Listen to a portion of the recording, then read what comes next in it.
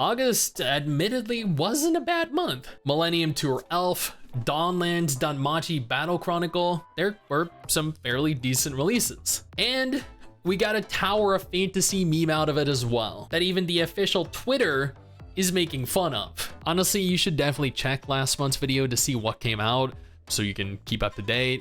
But September looks even better than August, with some gacha games I had no idea were even in development. These are all games that I cover on this channel, typically as part of my Player Pass series that, shameless plug, you should also check out. I cover new games as they release, so you know whether to play them or pass on them. And then I cover other games as announcements.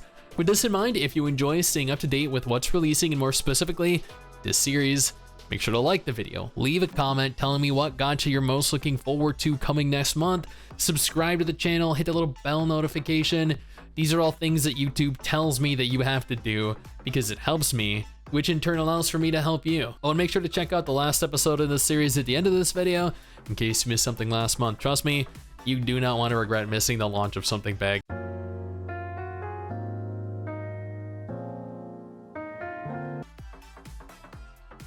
Aster Tatariqus is a strategy RPG that I have been covering for the past year, ever since its announcement. Admittedly, I'd only ever seen a single trailer up until this point, so when they confirmed a release date set for August 28th, which was yesterday or today as of recording this video, I was both shocked and ecstatic. Shocked because I didn't expect it to release in Japan with so little marketing, and ecstatic because I also didn't know that it was even launching anytime soon, which means that we can successfully play it. Although at present it is only available in Japanese, but it's still playable if you download the APK. Aster Tatariqus is kind of like a visual novel with branching storylines that allow for you to pursue the game with varying characters.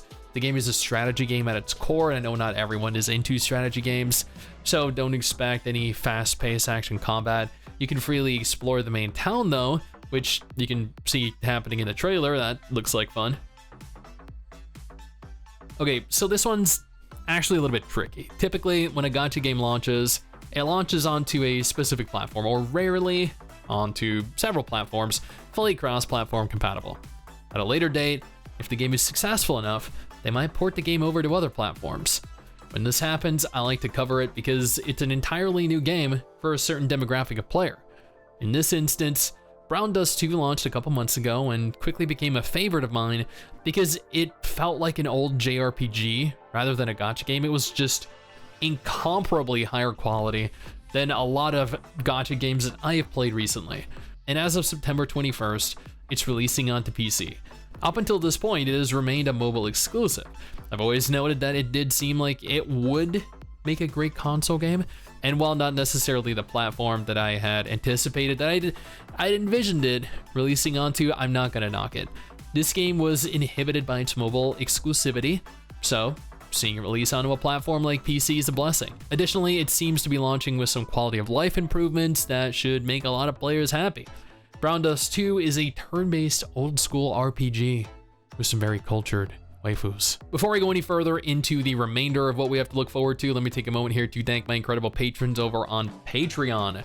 You guys allow for me to continue to do regular videos like this every single day and are, for lack of a better way of putting this, awesome.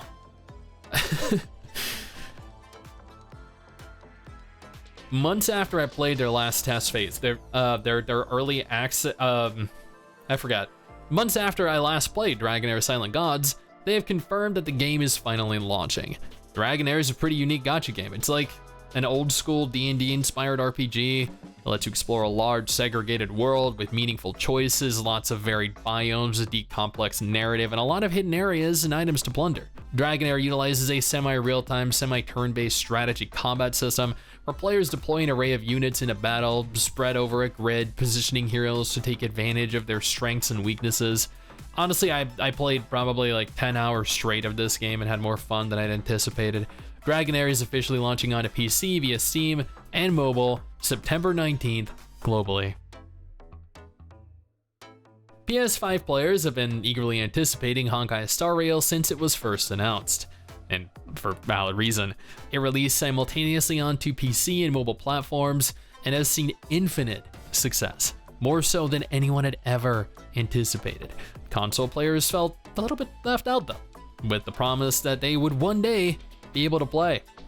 That day is actually closer than they might think, as Hoyo held a recruitment phase for interested players that just ended yesterday on the 28th.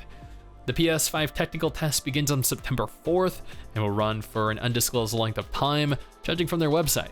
Hawkeye Starrail is currently the largest, highest grossing gacha game in the world and features a gorgeous anime aesthetic and turn-based combat.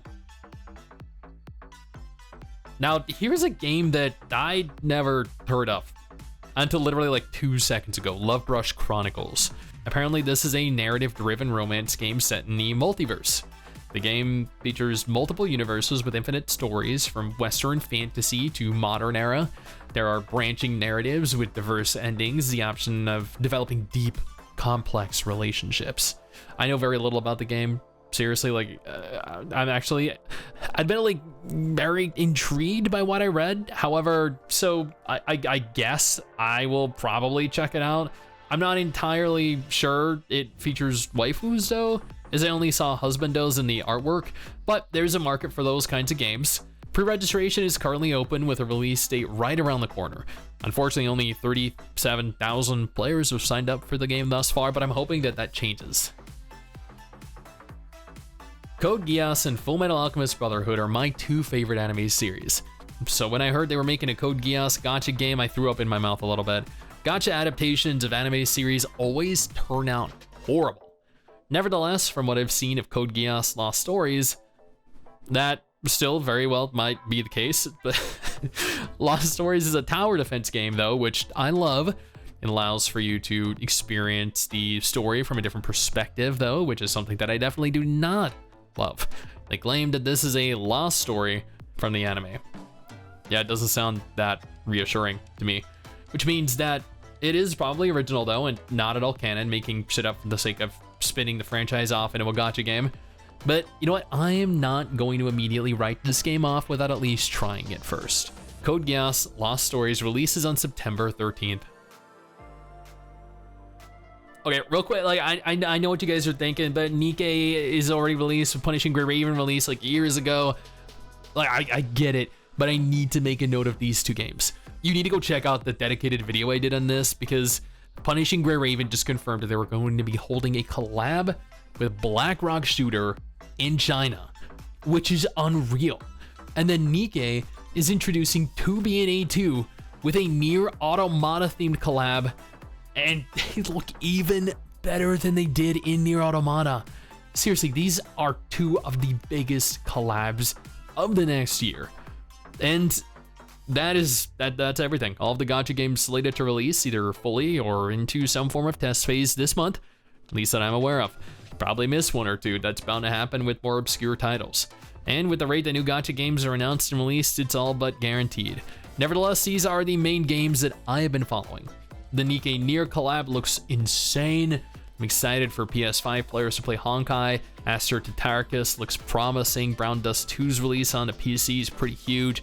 Dragonair is a lot of fun. Lovebrush Chronicles looks, well, interesting. Punishing Gray Raven's BlackRock Shooter event is just chef kiss. And Code Geass Lost Stories might end up absolute garbage, but we'll have to wait and see.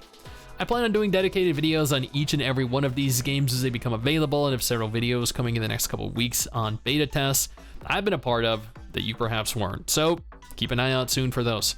Otherwise, if none of those games look like games you'd be interested in, I urge you to check out one of the two videos that are on screen right now.